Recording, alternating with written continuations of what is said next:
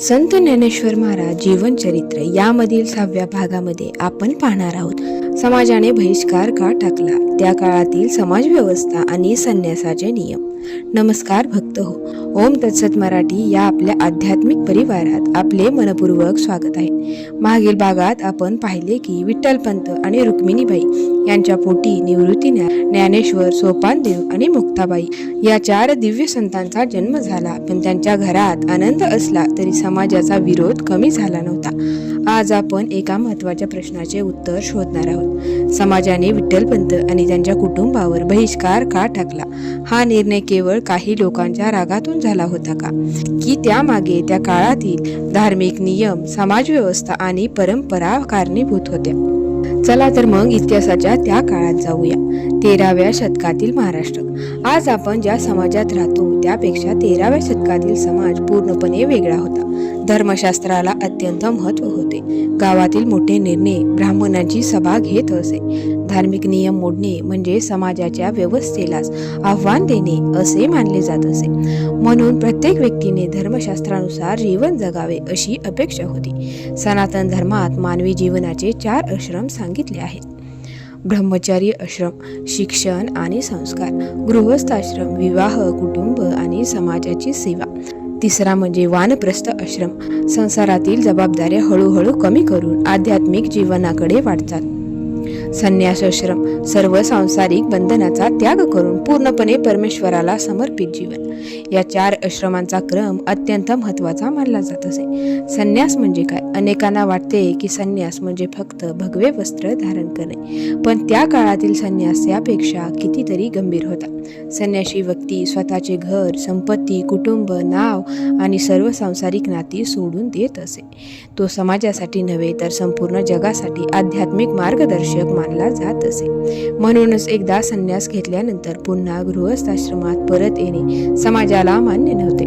विठ्ठलपंतांनी वैराग्याच्या ओढीने काशीमध्ये जाऊन रामानंद स्वामींकडून संन्यास स्वीकारला. परंतु नंतर सत्य समोर आल्यानंतर गुरूंनी त्यांना स्पष्ट आज्ञा दिली, तू विवाहित आहेस, पत्नीला सोडून घेतलेला संन्यास धर्मसंगत नाही, गृहस्थाश्रमात परत जा. विठ्ठलपंतांनी गुरुची आज्ञा शिरोधार्य मानली. याच क्षणापासून त्यांच्या आयुष्यातील सर्वात मोठी परीक्षा सुरू झाली. समाजाची अडचण नेमकी काय होती? भक्त हो, येथे एक गोष्ट समजून घेणे आवश्यक आहे. समाजाने विठ्ठलपंतांचा विरोध त्यांच्या भक्तीमुळे केला नव्हता, त्यांच्या ज्ञानामुळेही केला नव्हता. विरोधाचे कारण होते संन्यास स्वीकारल्यानंतर पुन्हा गृहस्थाश्रमात येणे. त्या काळातील अनेक धर्मपंडितांच्या मते हा नियमभंग होता. त्यांना वाटत होते की अशी घटना स्वीकारली तर भविष्यात अनेक जण नियम मोडतील आणि समाजव्यवस्था ढासळेल. म्हणूनच त्यांनी कठोर भूमिका घेतली होती. याच ठिकाणी एक मोठा प्रश्न निर्माण झाला होता. धर्माचा अर्थ फक्त नियम पाळणे आहे का, की त्याग, करुणा, क्षमा आणि परिस्थितीचा विचारही असायला हवा? रामानंद स्वामींनी गुरु म्हणून करुणा दाखवली. त्यांनी विठ्ठलपंतांना पत्नीचे कर्तव्य पूर्ण करण्याची आज्ञा दिली. परंतु समाजातील अनेकांनी या निर्णयाकडे वेगळ्या नजरेने पाहिले. याच विचारांच्या संघर्षातून पुढील घटना घडल्या. भक्त हो, ज्या घटनेला समाजाने अपराध मानले त्याच घटनेतून पुढे संत ज्ञानेश्वर महाराजांचा अवतार झाला. यावरून एक गोष्ट स्पष्ट होते, माणसाचा निर्णय आणि ईश्वराची योजना अनेकदा वेगळी असते. जे आपल्याला संकट वाटते त्यातूनच परमेश्वर इतिहास घडवत असतो. या प्रसंगातून आपण 2 गोष्टी शिकतो. पहिली म्हणजे धर्माचे नियम महत्त्वाचे आहेत. दुसरी म्हणजे करुणा आणि न्याय यांचाही तितकाच विचार झाला पाहिजे. संतांनी पुढे आपल्या अभंगामधून आणि जीवनातून हाच संदेश दिला. धर्माचा पाया प्रेम, समता आणि दयाभाव यांवर उभा असतो. आता आपण पाहूया आळंदीतील ब्राह्मणांची सभा आणि विठ्ठलपंतावरील धर्मशास्त्रीय आक्षेप. विठ्ठलपंतांनी गुरुच्या आज्ञेवरून गृहस्थाश्रम स्वीकारल्यानंतर आळंदीतील धर्मपंडितांनी त्यांच्यावर कोणते आक्षेप घेतले आणि बहिष्काराचा निर्णय कसा आकाराला आला? चला तर त्या काळातील आळंदीत प्रवेश करूया. आळंदीत निर्माण झालेली खळबळ. विठ्ठलपंत काशीहून परत आल्याची बातमी गावभर वाऱ्यासारखी पसरली. लोक एकमेकांना विचारू लागले, हे तेच विठ्ठलपंत ना, ज्यांनी संन्यास घेतला होता? मग ते पुन्हा गृहस्थ कसे झाले? काहींना आनंद झाला की ते परत आले, पण अनेकांच्या मनात शंका निर्माण झाली. त्या काळी धर्माचे नियम अत्यंत कठोर मानले जात असल्याने ही घटना सामान्य नव्हती. ब्राह्मणांची सभा बोलावली गेली. गावातील प्रमुख ब्राह्मण, वेदवेत्ते आणि धर्मशास्त्रांचे अभ्यासक यांची सभा भरवण्यात आली. सभेचा उद्देश एकच होता, विठ्ठलपंतांच्या प्रकरणाचा धर्मशास्त्रानुसार निर्णय करणे. विठ्ठलपंतांना सभेसमोर उपस्थित राहण्यास सांगण्यात आले. ते अत्यंत नम्रपणे आले. त्यांच्या चेहऱ्यावर अपराधी पण नव्हते, पण विनय आणि शांतता होती. विठ्ठलपंतांचे स्पष्टीकरण. सभेतील एका विद्वानाने विचारले, तुम्ही संन्यास घेतला होता का? विठ्ठलपंत म्हणाले, होय. दुसरा प्रश्न आला, मग पुन्हा गृहस्थाश्रम का स्वीकारला? विठ्ठलपंतांनी शांतपणे उत्तर दिले, माझे गुरु रामानंद स्वामी यांना मी विवाहित असल्याचे समजल्यानंतर त्यांनी मला स्पष्ट आज्ञा दिली की पत्नीला सोडून घेतलेला संन्यास धर्मसंगत नाही, म्हणून त्यांच्या आदेशाने मी परत आलो. सभेत काही क्षण शांतता पसरली. दोन वेगवेगळे विचार. सभेतील काही विद्वान म्हणाले, गुरूंची आज्ञा सर्वोच्च असते. विठ्ठलपंतांनी गुरुचे पालन केले आहे. परंतु इतर काही धर्मपंडित म्हणाले, एकदा संन्यास घेतल्यानंतर तो मोडता येत नाही. जर आपण ही घटना मान्य केली तर भविष्यात धर्माचे नियम कमकुवत होतील. यामुळे सभेत मोठी चर्चा सुरू झाली. आता सर्वांना प्रश्न पडला की धर्म की दया? हा वाद केवळ एका व्यक्तीचा नव्हता, तो दोन विचारांचा होता. एक विचार म्हणत होता धर्म म्हणजे नियम, आणि दुसरा विचार म्हणत होता धर्म म्हणजे सत्य, करुणा आणि न्याय. विठ्ठलपंत शांतपणे सर्व ऐकत होते. त्यांनी कोणाशी वाद घातला नाही. ते फक्त एवढेच म्हणाले, मी गुरुची आज्ञा पाळली आहे, बाकीचा निर्णय आपण घ्यावा. दीर्घ चर्चेनंतर सभेतील बहुसंख्य विद्वानांनी कठोर निर्णय घेतला. विठ्ठलपंत आणि रुक्मिणीबाई यांना समाजातून बहिष्कृत करण्यात येईल. त्यांच्याशी धार्मिक संबंध ठेवू नयेत. त्यांच्या घरी कोणतेही धार्मिक विधी करू नयेत. समाजातील लोकांनी त्यांच्याशी अंतर ठेवावे. हा निर्णय ऐकून सभागृहात शांतता पसरली. कोणताही सामान्य माणूस असता तर कदाचित रागवला असता, वाद घातला असता, पण विठ्ठलपंतांनी तसे केले नाही. ते शांतपणे उभे राहिले. त्यांनी समाजातील सर्वांना नमस्कार केला आणि एवढेच म्हणाले, जर हा निर्णय धर्मासाठी योग्य वाटत असेल तर मी तो स्वीकारतो. या शब्दांमध्ये त्यांचा अहंकार नव्हता, फक्त नम्रता आणि ईश्वरावरचा विश्वास होता. घरी परतल्यावर विठ्ठलपंतांनी संपूर्ण घटना रुक्मिणीबाईंना सांगितली. क्षणभर त्या शांत राहिल्या. मग त्यांनी पतीचा हात हातात घेतला आणि म्हणाल्या, नाथ, आपण सत्याचा मार्ग सोडलेला नाही. आपण गुरुची आज्ञा पाळली आहे. मग देवही आपली साथ कधीच सोडणार नाही. या शब्दांनी विठ्ठलपंतांच्या मनात मोठा आधार मिळाला. भक्त हो, या प्रसंगातून एक गोष्ट स्पष्ट होते, कधी कधी समाजाचा निर्णय आणि ईश्वराचा निर्णय वेगळा असू शकतो. समाजाने विठ्ठलपंतांना दोषी ठरवले, पण परमेश्वराने त्यांच्याच घरात संत ज्ञानेश्वर महाराजांसारखा महान संत जन्माला घातला. यातून आपल्याला नम्रता, गुरुभक्ती आणि सत्यनिष्ठेचा अमूल्य संदेश मिळतो.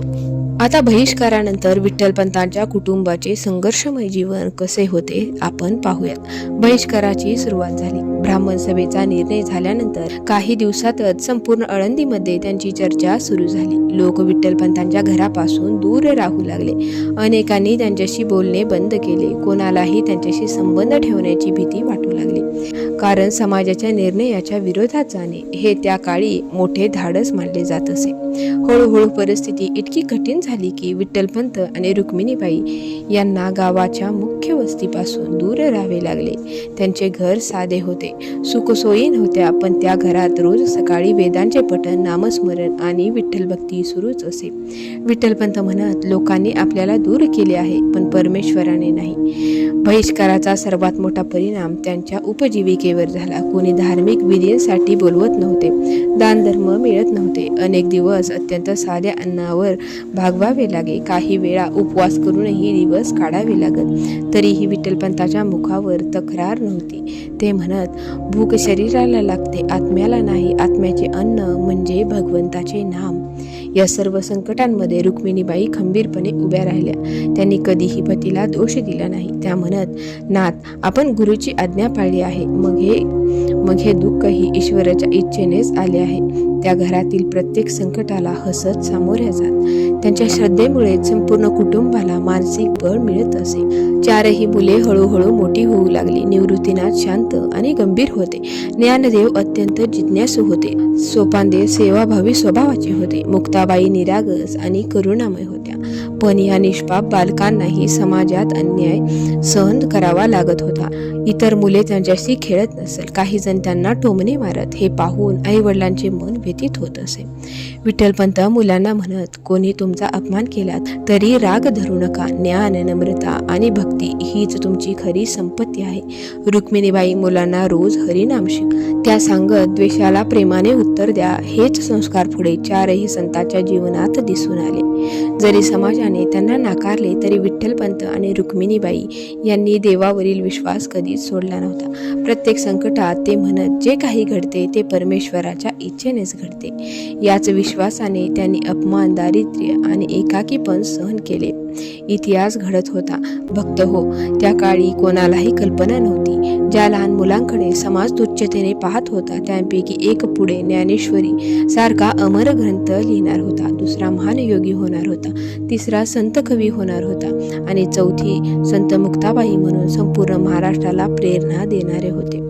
ईश्वर शांतपणे इतिहास घडवत होता. आजचा संदेश म्हणजे जीवनात अपमान, नकार आणि संकटे आली म्हणून स्वतःला कमी समजू नका. कधी कधी परमेश्वर आपल्या सर्वात मोठ्या कार्याची तयारी अशाच कठीण परिस्थितीतून करत असतो. विठ्ठलपंत आणि रुक्मिणीबाई यांनी संकटावर श्रद्धेने मात केली. म्हणूनच आज शेकडो वर्षांनंतरही त्यांचे नाव आदराने घेतले जाते. परंतु जसजशी मुले मोठी होऊ लागली तसतशी विठ्ठलपंतांच्या मनात एक नवीन चिंता निर्माण झाली. ती चिंता होती, माझ्या मुलांचे भविष्य काय? मुलांच्या शिक्षणाचा प्रश्न. निवृत्तीनाथ, ज्ञानदेव, सोपानदेव आणि मुक्ताबाई अतिशय बुद्धिमान होते. विठ्ठलपंत स्वतः त्यांना वेद, उपनिषदे, भगवद्गीता आणि संस्कृत शिकवत असत. परंतु त्या काळातील धार्मिक परंपरेनुसार वेदाध्ययन आणि अनेक धार्मिक विधी करण्यासाठी उपनयन संस्कार म्हणजेच मुंज आवश्यक मानला जात होता. बहिष्कृत कुटुंबातील मुलांना हा अधिकार मिळणार का? हा प्रश्न विठ्ठलपंतांना सतावत होता. एक दिवस विठ्ठलपंतांनी ठरवले, मी पुन्हा समाजातील विद्वानांकडे जाईन. ते आळंदीतील ब्राह्मणांसमोर अत्यंत नम्रपणे उभे राहिले. ते म्हणाले, माझ्याकडून चूक झाली असेल तर शिक्षा मला द्या, पण माझ्या निष्पाप मुलांना त्याची शिक्षा देऊ नका. त्यांना धर्मशिक्षणाचा आणि उपनयनाचा अधिकार द्या. सभागृहात काही क्षण शांतता पसरली. काही विद्वानांना विठ्ठलपंतांचे शब्द मनाला भिडले. त्यांना मुलांबद्दल दया वाटत होती. परंतु काहींनी कठोर भूमिका घेतली. त्यांनी सांगितले, धर्माचे नियम व्यक्ती पाहून बदलता येत नाहीत. बहिष्कृत कुटुंबातील मुलांनाही समाजात प्रवेश देता येणार नाही. ही भूमिका ऐकून विठ्ठलपंतांच्या मनाला मोठा धक्का बसला. भक्त हो, त्या क्षणी विठ्ठलपंतांना स्वतःच्या अपमानापेक्षा मुलांचे भविष्य अधिक वेदनादायक वाटत होते. ते मनात म्हणत होते, मी अपराधी असेन, पण माझी मुले कोणत्या अपराधाची शिक्षा भोगत आहेत? रुक्मिणीबाईही व्याकुळ झाल्या. एका आईच्या मनात असंख्य प्रश्न होते. माझ्या लेकरांना धर्म शिकवण्याचा अधिकारही मिळणार नाही का? श्रद्धा कायम राहिली होती. इतका अन्याय होऊनही विठ्ठलपंत आणि रुक्मिणीबाई यांनी देवावरील विश्वास सोडला नाही. ते मुलांना म्हणत, कोणावरही राग धरू नका, सत्याचा मार्ग सोडू नका. परमेश्वर योग्य वेळी न्याय देईल. याच संस्कारामुळे चारही भावंडांच्या मनात समाजाविषयी द्वेष निर्माण झाला नाही. समाजाला वाटत होते की त्यांनी एका कुटुंबाला थांबवले आहे, परंतु परमेश्वर एका मोठ्या कार्याची तयारी करत होता.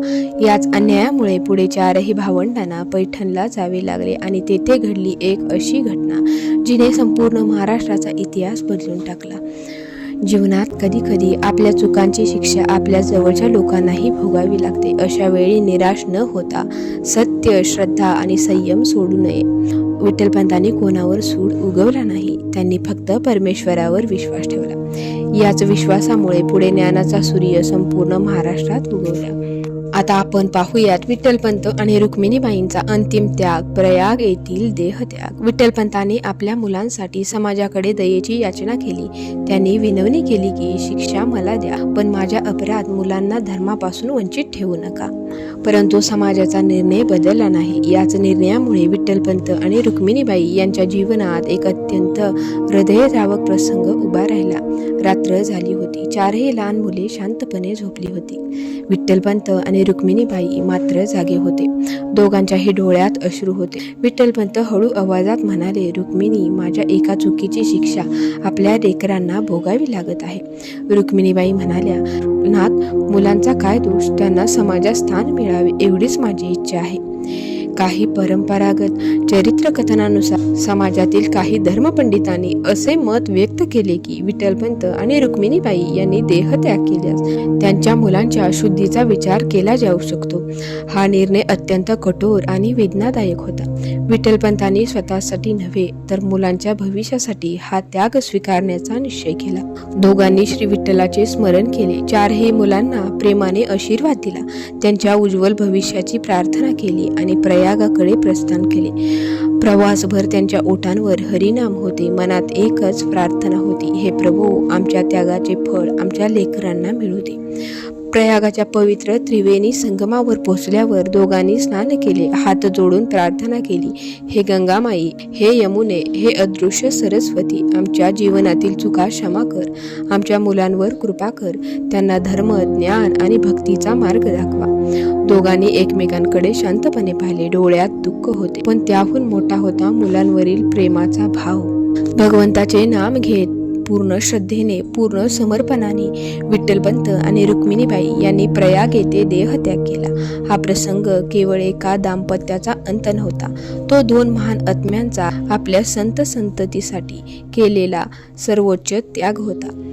आई वडिलांच्या देहत्यागाची बातमी समजता चारही भावंडावर दुःखाचा डोंगर कोसळला. निवृत्तीनाथ शांत होते, पण अंतकरणात वेदना होती. ज्ञानदेवांच्या डोळ्यात अश्रू होते. सोपानदेव आणि मुक्ताबाई आई वडिलांच्या आठवणीने व्याकुळ झाले, तरीही त्यांनी श्रद्धा सोडली नाही. भक्त हो, आज संपूर्ण महाराष्ट्र विठ्ठलपंत आणि रुक्मिणीबाई यांना केवळ संतांचे आई वडील म्हणून नव्हे, तर संत परंपरेसाठी सर्वोच्च अर्पण करणारे महान त्यागी म्हणून स्मरण करतो. त्यांच्या त्यागापुढे ज्ञानेश्वर महाराजांनी जगाला समता, करुणा आणि भक्तीचा संदेश दिला. आई वडिलांचे प्रेम हे निस्वार्थ असते. ते स्वतःचे सुख दुःख विसरून मुलांच्या भविष्यासाठी सर्वस्व अर्पण करतात. विठ्ठलपंत आणि रुक्मिणीबाई यांचे जीवन याच सत्याची साक्ष आहे. भक्त हो, आज आपण विठ्ठलपंत आणि रुक्मिणीबाई यांचा त्यागाचा अत्यंत भावनिक प्रसंग जाणून घेतला. पुढील भागात आपण पाहणार आहोत आई वडिलांच्या निधनानंतर चारही भावंडांनी कोणत्या संकटाचा सामना केला, मुंजीसाठी ते पैठणला का गेले आणि त्यांच्या आयुष्यातील महान प्रवासाची सुरुवात कशी झाली. तोपर्यंत ज्ञानेश्वर माऊली महाराज की जय.